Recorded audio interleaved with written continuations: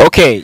Ibana, wengi wanaweza wakaita ni Jumamosi, lakini kwa mimi naweza nikaita usiku wa finali, usiku wa kuweza kushuhudia Giant kutoka Tanzania kuweza kuchuana vikali na RS Berkane, mechi ambayo ilisubiriwa kwa siku nyingi sana. Sasa imebaki masaa tu kuweza kushuhudia mnyama atafanya nini mbele ya RS Berkane ambako tayari wako katika jiji la watu. Nipo na mchanguzi nguri wa Male BTV, yeye atatuchambulia kinaga ubaga vikosi vyote viwili, mfumo gani kocha wa RS Berkane atakuja nao, na upande wa Fallu Davis kutoka Tanzania yeye ataenda na mfumo gani likusudi kuhakikishia taifa linapata furaha kutoka kwa mnyama Simba. Ibana, inakuaje mzee wangu? Shwari kama kawa. Kama kawa. Kwa vizuri eh?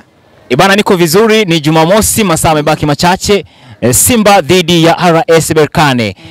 Aina gani ya mchezo unauona kwa tafsiri ya haraka haraka? Kwa tafsiri ya haraka kwanza, mchezo utakuwa wa kujilinda kwa upande wa Simba, kwa sababu Simba anaenda kutafuta kuto kufungwa magoli mengi, anaenda kutafuta matokeo mazuri.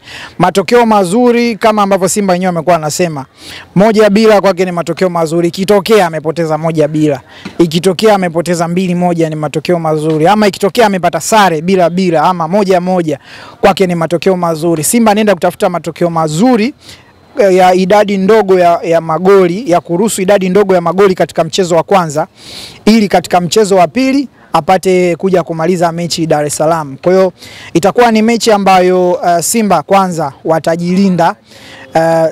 Tunategemea kuona compactness baina ya wachezaji, ukaribu kutoka kwa wachezaji. Yani pengo ile nafasi kutoka kwa Yusuf Kagoma na Fabrice Ngoma itakuwa ni ndogo. Kama wanachezaga Fabrice Ngoma kulia alafu Kagoma kushoto, basi tutaona wakipunguza ile space ya katikati.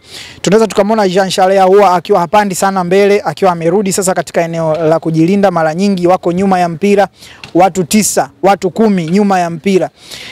Viungo wa pembeni, hapa nazungumzia Elim Panzu, namzungumzia Kibu Dennis Prosper, tunaweza tukaona wakiwa mara nyingi wanarudi kuweza kusaidia hizi pembe za uwanja ambazo yupo Mohamed Hussein Shabalala ama Valentine Oma ama Shomari Kapombe ama Duchu anaweza akacheza.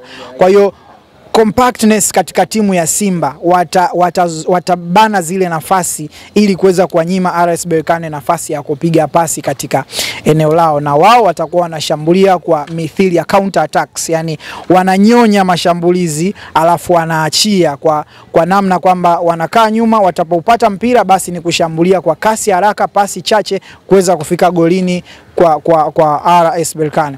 Lakini kwa RS Berkane upande wao tunatarajia kuona intensity kubwa, wakicheza mpira kwa haraka, wakijaribu kuto kupoteza muda, mpira uende kwa haraka sana, huku wakiwarudisha Simba nyuma sana. Tunatarajia kuona hawa mabeki wao wakati Tafi pamoja na Isufu Dayo ambaye huyu ni raia wa Burkina Faso, wakisogea zaidi katikati ya uwanja wakiwa wanateza mashambulizi, huku asilimia kubwa ya wachezaji wa timu zote mbili wakiwa kwenye eneo la Simba kujaribu kutengeneza nafasi. Kwa hiyo upande huu anaocheza Youssef Mehri upande wa kushoto, pamoja na upande huu wa kulia anaocheza Youssef Zgoudi, wao watakuwa wanajaribu kutafuta ile mianya ya nyuma ya Shomari Kapombe na Mohamed Hussein Shabalala, huku Shemalon Fondo akiwa pamoja na Lamlawi, Usama Lamlawi, huyu mshambuliaji jezi nambari 9, wakiwa wanatembea kwa pamoja, anajaribu kumbana na kuweza kuzuia nafasi. Bato ya pale katikati ya uwanja, Fabrice Luamba Ngoma pamoja na kiungo huyu Lakiri jezi nambari 8 raia wa Morocco, kutakuwa na ile bato ya kuwania mpira pale katikati ya uwanja. Kwa hiyo natazamia mpira utakuwa wa design hiyo, lakini Berkane watakuwa tunasema cautious, watakuwa angalifu kidogo, sio kupanda watu wote, bali wataacha baadhi ya watu nyuma, kutokana na kwamba Simba watakuwa wanacheza counter attack. Sasa katika counter attack unapoacha watu wawili nyuma, Simba wakipanda mbele, Elim Panzu, Jean Charles huwa pamoja na Steven Dese Mkwala, tayari hilo ni tatizo kwako, tayari unaweza ukaruhusu goli. Kwa mchezo utakuwa design hiyo. Okay, mchezo utakuwa design hiyo, pressure itakuwa ni kubwa kwa pande zote mbili, lakini mimi natamani kujua kwa dakika zile 45 za kipindi cha kwanza na 45 za kipindi cha pili, unahisi labda ni upande gani ambao utakuwa na pressure kubwa sana kwa 45 za kipindi cha kwanza, endapo itaisha suluhu? Nani atakuwa na pressure kubwa zaidi na kwa nini, na advantage itakuwa kwa nani zaidi? Ya mchezo ukienda suluhu mpaka mapumziko, ina maana RS Berkane watakuwa na pressure kubwa sana, kwa sababu lengo kuu la RS Berkane ni kumaliza mchezo Morocco, kupata magoli mengi kama walivyopata magoli 4 dhidi ya Constantine kwenye hatua ya nusu finali mechi ya kwanza, na kuweza kuja na ushindi mkubwa hapa nchini Tanzania. Sasa kama itafika half time bado ni bila ama ni 1-1, let's say Berkane watapata pressure kutokana kwamba wao watashambulia kwa kasi sana, na wanaposhambulia kwa kasi alafu wanaona hawajapata goli wanaanza kupanic. Kwa hiyo bila half time Berkane wakienda vyumba vya kubadilisha nguo, tayari kocha ataanza kulalamika, kwa nini hamjatumia nafasi hii, kwa nini hamjatumia nafasi hile, kwa nini wewe ulichelewesha mpira pale, kwa nini ukupiga pass kule, naomba kipindi cha pili mrudi kwa kasi, muongeze kasi ya mchezo muweze kupata magoli. Lakini Simba kwao itakuwa so far so good, bila mpaka half time, so far so good. Wataanza kupongezana, bwana kazi mlioifanya vijana ni nzuri, kipindi cha pili twende tuimarishe hapa tuimarishe pale, tuweze kuziba yale makosa tuliyofanya, tuweze kuwabana, tushawajua watu wa hatari wao ni nani na nani. Hasa ukiangalia kwa jinsi hizi timu mbili zilivyo, Berkane ni timu inayochezaga kwa kasi sana, inacheza kwa speed kubwa, intensity kubwa. Kwa mwisho wa siku wakiwa hawajapata matokeo itawa frustrate, itawapa changamoto sana. Asante sana. Baada ya pressure ya kipindi cha kwanza kuweza kukamilika, wanarudi na labda na focus zaidi kuweza kuhitaji matokeo. Unahisi labda hiyo pressure utakao kuja nayo haiwezi kubadilisha mfumo ambao walikuja nao pengine labda awali? Yeah. Kama Berkane kipindi cha kwanza itatokea hawajapata matokeo bila ama 1-1 kama nilivyosema, kocha lazima atabadili mfumo. Kocha Muin Shaban, kocha mwenye experience kubwa, unajua kocha amefika finali ya ligi ya mabingwa mara 2, mwaka 2018 finali, mwaka 2019 finali CAF Champions League, Confederations Cup mwaka 2024 kajana finali, na mwaka huu pia yuko finali, kwa ana rekodi yake nzuri. Atabadili mfumo 4-1-4-1, nadhani anaweza hata akahamishia kwenye 3-5-2. Sawa, 3-5-2. Ya akiwa na mabeki watatu, yani Isufu Dayo pamoja na Manaut ama pamoja na El Musawi, huyu beki wa kushoto, wanaweza akawa ndo wanabaki. Alafu akipush kidogo eneo la katikati, Lakiri pamoja na Kairi pamoja na Labiri ambao ni viungo wakati wakiendelea kupush mbele zaidi ili kwa dominate Simba pale kati. Kwa anaweza kabadili mfumo kuja 3-5-2 kuja 3-4-3 kuweza kuongeza, yani 3-4-3 wale viungo watatu pembeni pale, Mehri pamoja na Azgudi pamoja na Lamlawi ama Basen ambao wataanza ni wasogee mbele zaidi, karibu kabisa alipo nyuma ya defense ya Shemalon Fondo ama Shamwe Karabwa ama Abdulaza Kamza, yote atakayeanza wasogee ili kuendelea kutia pressure. Sometimes tutaona hawa watano wa katikati, wawili kati yao wakiongezeka. Lakiri ni mzuri sana, Kairi ni mzuri sana, kiungo huyu wakati jezi nambari 8 ana uwezo wa kusogea katika eneo la mwisho, kwa sababu tayari msimu huu kwenye kombe la shirikisho ana mabao 4 na ana assist 2. Kwa hiyo ni mchezaji ambaye yuko productive. Kwenye ligi yao ana mabao 7 kiungo wakati. Yani tuseme pale Simba Fabrice Ngoma leo hii awe na mabao 7 kwenye ligi. Ndio huyu bwana Kairi ambaye anacheza midfield. Kwa hiyo ataweza kuwa anasogea kumpatna Labiri pamoja na mshambuliaji ambaye anaweza kuwa Lamlawi ili kuleta pressure katika lango la Simba. Kwa hiyo unajikuta sometimes inakuwa sasa ni 3-2-6. Watu 6 kabisa wanasogea katika ule mstari wa mwisho. Mipira ya set pieces inakuwa mingi sasa, corners zinakuwa nyingi wakijaribu kupata goli kutoka kwa mipira kufa. Yeah. Asante sana. Bana, tukiachana na uchambuzi, tukiachana na vile ambavyo madini kwa makocha wa pande zote mbili kuja nao katika dimba, tunaangazia sasa taswira na atmosphere ya uwanja. Kulingana na tetesi, unapelekwa New Amani Complex kwa Simba, unakuwa uwanja wa nyumbani. Sasa nataka labda kujua kwa jinsi ya itikadi ya football ilivyo, unahisi inakuwa na advantage kubwa kwa upande gani? Simba kwenda New Amani Complex, lakini pia RS Berkane ambaye amezoea kucheza katika uwanja ambao una idadi ndogo ya mashabiki. Hiyo kitaalamu labda kifootball unaweza ukaiwekaje kulingana na finali ya pili ambayo itachezwa siku ya tarehe 25?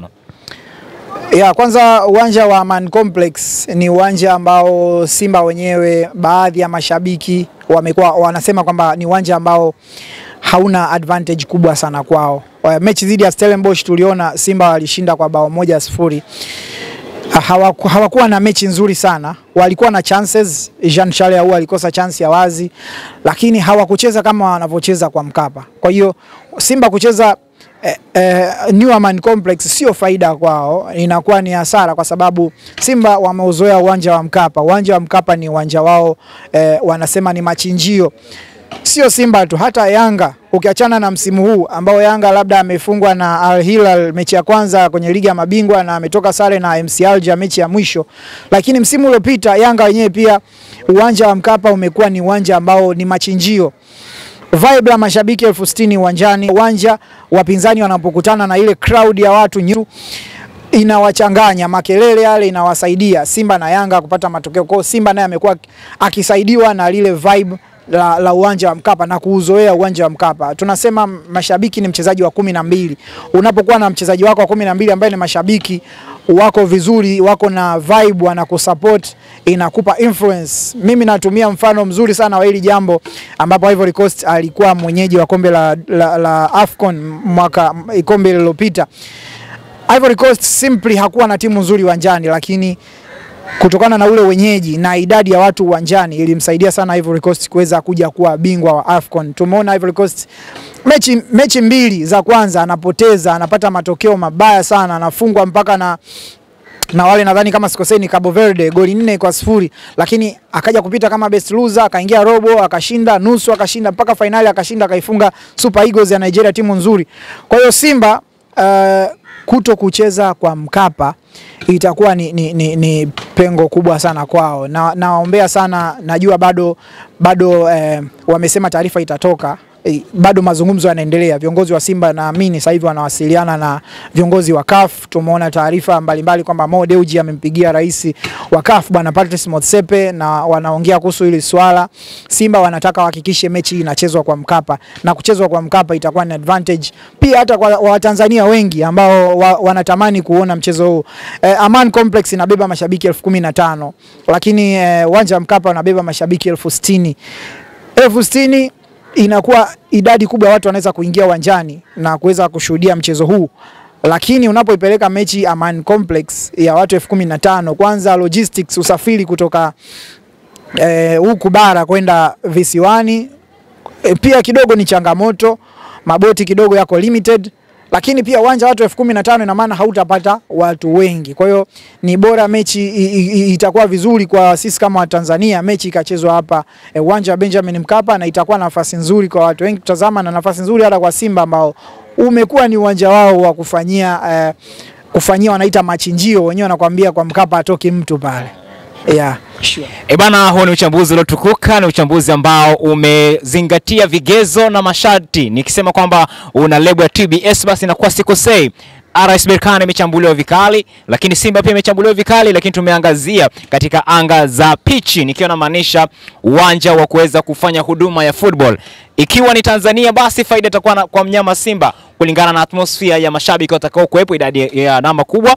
Lakini ikiwa kule New Amani Complex pengine kigumizi kitakuwa kikubwa sana, nikiwa na maanisha ushindi kwa upande wa Simba utakuwa labda mdogo, itakuwa 60% kwa 40, kwa sababu RS Berkane wao wamezoea namba ndogo ya mashabiki ambao wanaingia uwanjani. Bana, nilikuwa na Jalu Fumbi, mchambuzi under 20 kutoka Male BTV. Sisi tunakupa habari zote za football. Tunasema football kwetu ni kama nyumbani, si ndio? Football ni nyumbani. Alafu tunasema ndo maisha yetu. Tunasema kwamba football yetu kivyetu vyetu. Bana, Male BTV usiache ku-like, ku-comment, ku-subscribe, lakini ikiwezekana zaidi uweze kushare. Upendo na amani zidumu mioyoni mwenu. Sisi tunaondoka, usio mwanangu. Ya bana, tuiombee Simba hata kwa mashabiki ambao ni wa upinzani, watani na nini. Tuombee Simba bwana, tuombee Simba aweze kushinda ili kidogo Tanzania na sisi tuwe kwenye ramani pale, ikiandikwa ramani bana Tanzania tunakuepo. Sasa sio Tanzania hamjai kushinda chochote hapa Afrika alafu mnapiga kelele huko, lakini tukiwa na timu imeshinda, kikombe kimekuja, walau na sisi tuna uwezo wa kujipiga kifua kidogo kwa mbele. Unajua kwa nini Waarabu wanakuwa na maamuzi? Unajua hata issue ya uwanja kuhamishwa kwenda Aman ni kutokana na influence ya Waarabu. Waarabu wanaheshimika sana CAF. Kwa nini Waarabu wanaheshimika sana CAF? Kutokana na timu za Arabu zinatawala. Yani kiachana utawala pia wameendelea. Al Ahly ni bingwa wa ligi ya mabingwa Afrika mara nyingi zaidi, mara 12. Tumeona kina Zamalek kina nani wanachukua kombe la shirikisho, kwa hiyo wao wanasikilizwa. Yani kuna mtu nimeona amepost jana anasema jinsi Simba na Yanga zinavyoiendesha TFF na bodi ya ligi ndivyo jinsi Waarabu wanavyoendesha CAF. Umeona? Yani kwamba jinsi walivona say kwenye bodi ya ligi Simba na Yanga ndivyo jinsi Waarabu wana say kwa CAF. Lakini kutokana na ukubwa na performance, kwa tunapojenga reputation ya timu zetu za huku chini Afrika ya Kusini, Kosafa, Sekafa na nini, kushinda haya mataji ya kidogo tunakuwa na say. Unaona kama TP Mazembe ana ubingwa mara 5 wa CAF Champions League.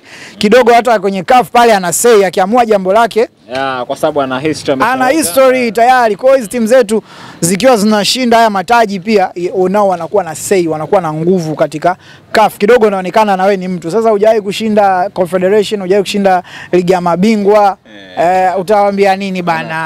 Kwa hiyo unataka kuniambia kwamba mashabiki wa upande wa pili wa Yanga, Namungo, Dodoma wote bana, siku ya kesho ni siku ya taifa. Tafsiri yako ndio hii kaka? Yani siku ya taifa au waisupport Simba tu? Ni waisupport Simba kwa ajili ya manufaa ya taifa, kwa sababu tunakuwa tunapanda zaidi, tunaweka heshima. Lakini heshima kwa taifa, heshima inaletwa na mnyama. Heshima inaletwa na mnyama, na hata ikitokea mwakani Yanga akafanya vizuri zaidi ya mnyama, tumsupport Yanga aweze kuchukua ubingwa na nini.